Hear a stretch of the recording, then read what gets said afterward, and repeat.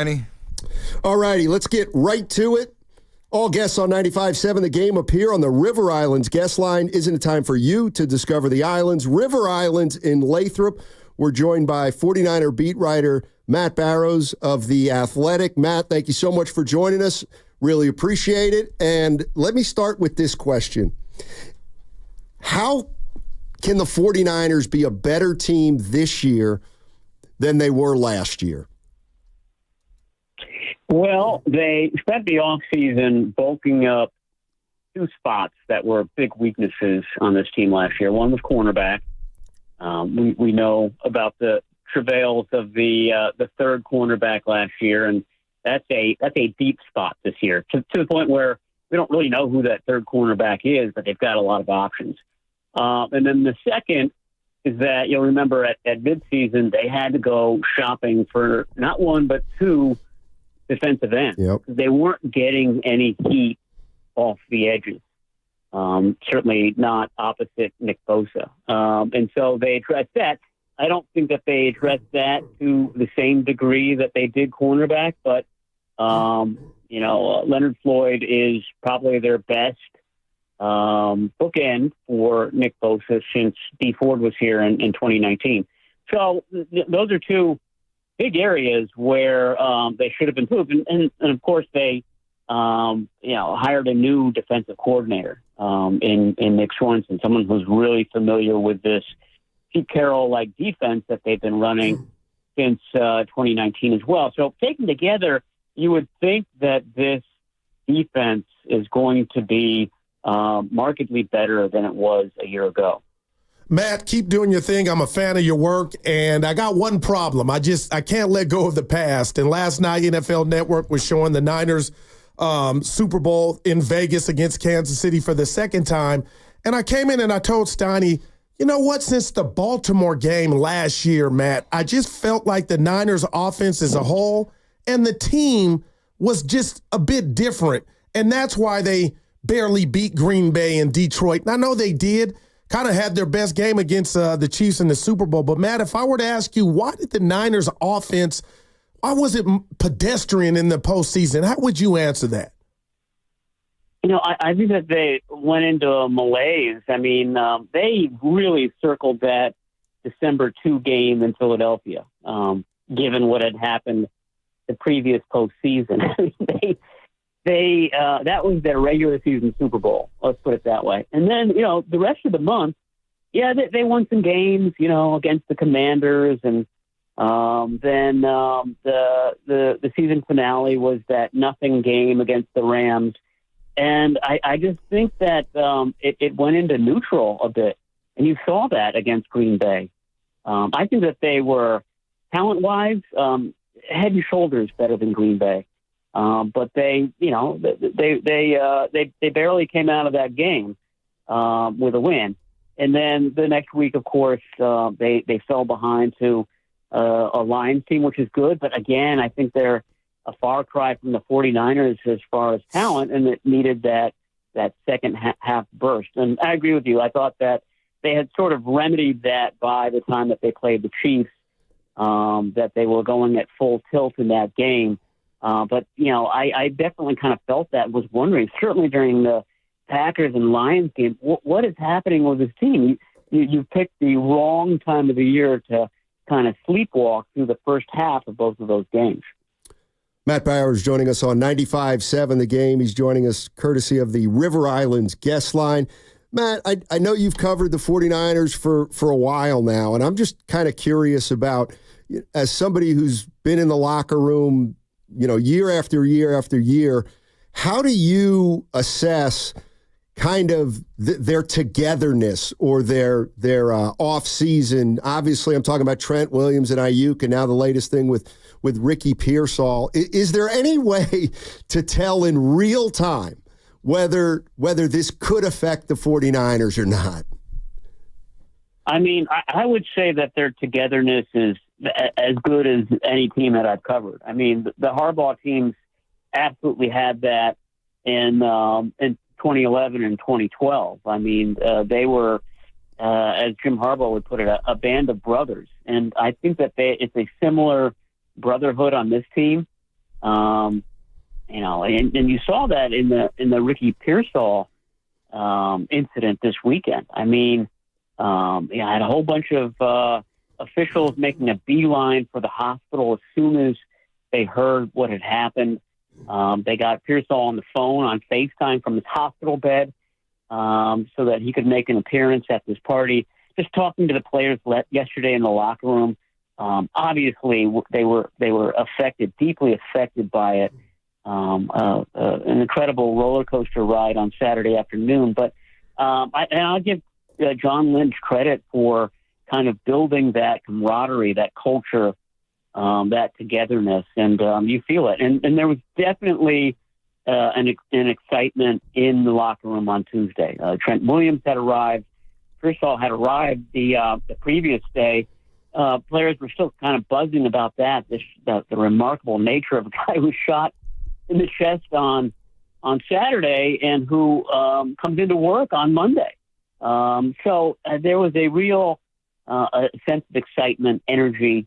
I don't know if that's just kind of all the happenstance that happened over a very bizarre 48 hours. And it's whether that's something that can kind of be carried into the regular season, but that,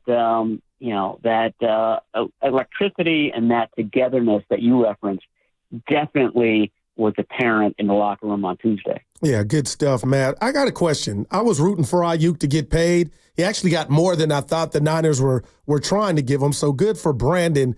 But my eyebrows raised yesterday when he made the comment, Brandon was talking to the media, that this could have been done sooner, but he was trying to, I'm paraphrasing here, Matt, he was doing some different stuff. What did you take from that? What did he mean with that line at the end? What was he trying to do? Obviously, get more money, Matt, more upfront money. What did you take from Ayuk's words yesterday? Yeah, I mean, I thought that the takeaway quote was that he made it a little bit more difficult than it needed to be. And I thought that was in reference to what we saw immediately after the deal was consummated, which was the 49ers. I think it was obvious it was coming from the 49ers saying that, this is the deal that we've had on the table since August 12th. And here we are at the very end of August, and this is now just getting done. So I think Ayuk probably realized that okay, nothing was gained over the last 2.5 weeks before he did this. Just kind of speaks to the bizarre nature of the entire negotiation. One of the themes was that, okay, what does Brandon Ayuk want? Does he want to be here? Does he want to be in Pittsburgh? Does he want to be in Washington? Does he want to get traded to New England? I think that the 49ers were trying to sort of force the issue there at one point, early August, so that he would just be forced to make a decision one way or the other. And that may have been what was kind of holding it up and making it a bit odd throughout the whole ordeal. Matt Barrows joining us on 95.7 The Game. He writes for The Athletic. He covers the San Francisco 49ers. Matt, this is going to be something I think we talk about a lot, and that is, Brock Purdy and what will he eventually get paid? And with the question I have for you, and I don't know how much detail you'll be able to give me on this, but obviously they just paid Ayuk. They just redid Trent Williams, Christian McCaffrey also this summer. They're going to have to pay Purdy. What do you have any sense for the type of decision they're going to have to make down the line with who can still be on this team once Purdy gets paid? You know what I mean? Like, what do you have any sense of the tough decisions that they may be looking at a year from now? I think that they are in a position where they can let this year dictate what they do. It does seem like they're going to have to do something. Like they can't, there was talk about, Trent Williams playing until he's 40 yesterday when Trent Williams came in. You can't have all these guys playing until they're 40. Right. It's not going to happen. So, just logic would dictate that some of these older players will have to, hit the exit at some point. Like I said, I think the season will dictate a lot of that. Some of these guys are scheduled for free agency. Dre Greenlaw, Charvarius Ward, Diamador Lenore, Talanoa Hufanga. Some of them will not be back. The 49ers will let some of them hit the exit. Aaron Banks is another one. That's one I feel pretty confident in saying they're not going to go out and pay Aaron Banks a lot of money, that he's probably going to exit via free agency, just like Lincoln Tomlinson did. They don't pay guards a lot of money.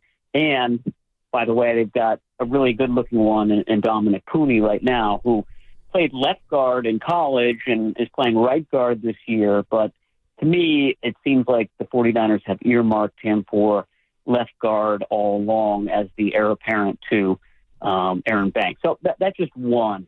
I have a hard time thinking that they're going to be able to re-sign Charvarius Ward. That's two. They've drafted a lot of young linebackers over the years. So Greenlaw, to me, is a question mark. So that would be three.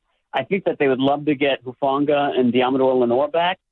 If I'm Diamador Lenore's agent, though, I'd love to see him get to the market and see what he can fetch. He's a guy that is poised for the kind of season on defense that Brandon Ayuk had on offense last season. Had a very, very strong offseason, spring, summer. Probably was the best player in camp. So, again, 17 games are going to kind of point the 49ers to some conclusions on who they can keep around. Matt, I'm always telling my partner here, tomorrow's not promised. You look at how blessed, you mentioned it, Ricky Pearsall was with the situation he went through and came out of it healthy over the weekend. But I refer to Kyle Shanahan on days as a genius. He can scheme them with the best of them. I know this. And then there are days, Matt, where I criticize his play calling, like the 2019 Super Bowl, the last drive. Since 19, the Niners are up there outside of the Chiefs better than any other team in regard to winning. And I want Kyle to win it because he deserves to. But how do you watch this quest that Kyle is on with his brilliance, but yet getting so close, no cigar? And now you got the contract, the money, all those things. Matt, how do you watch and process this quest from Kyle? I mean, it's all set up for success. I mean, you can't, you can, take a magnifying glass and find a couple of cracks on this roster, but it's the best roster in the league. And it's the best one that, I've covered since I started covering this team in 2002. So, there's that. This team has an excellent chance of winning the Super Bowl. Luck always is a huge factor in this. And maybe the 49ers will get lucky this year, and a team like Houston or somebody else in the AFC will knock off the Chiefs, knock Patrick Mahomes out of the running. To me, that's the difference in the two Super Bowls that they lost. The Chiefs have a once-in-a-lifetime player in Patrick Mahomes who excels in fourth quarters, who just puts the game on his shoulders and wins games, and nobody else does. I think it's as simple as that. You talk about Kyle Shanahan and kind of missing that Super Bowl win in his career. That was Andy Reid 10 years ago. Yeah. Offensive genius who keeps missing out on the big game. And Reid, by the way, was worse than Shanahan. Not getting to the Super Bowl, blowing it in the playoffs, et cetera, et cetera. And now he's the most vaunted head coach in all of the land. You need to get lucky sometimes, and Reid certainly got that luck when the Chiefs drafted Patrick Mahomes. Hey, real quick, Matt, do you think this, I want to make sure I heard you right, do you think this roster, this year's 49ers team's better than last year's? I think so. I mean, I think, you can argue about it. Like I said, the blatant weakness last year was that third cornerback spot. That bothered them throughout the season. They started Logan Ryan at nickel cornerback in the Super Bowl, a guy who was on a Disney cruise in November of last year. And, that ended up being critical at times. So I think that they shored that up The defensive line, despite all of the things that they've done at that spot in the draft, in free agency, in trades, it's still light, and it still could come back to haunt this team. But, I think that the offensive line is better because Pooney is better than the right guards that they've had at that spot. There are a few other places. Tight end, I can't say if that's better or worse. Running back potentially could be a weakness if Christian McCaffrey ever gets hurt. But these are all things that any team, throughout the history of the NFL is going to have to deal with. I think it's as good or perhaps better than last year's squad. Fair enough. Hey, Matt Barrows, thank you so much. Appreciate it, man. Anytime, guys. Talk to you soon. Yes, sir. That's Matt Barrows. And all guests on 95.7 The Game appear on the River Islands guest line. Isn't it time for you to discover the islands? River Islands in Lathrop. Matt Barrows, The Athletic, covers the San Francisco 49ers.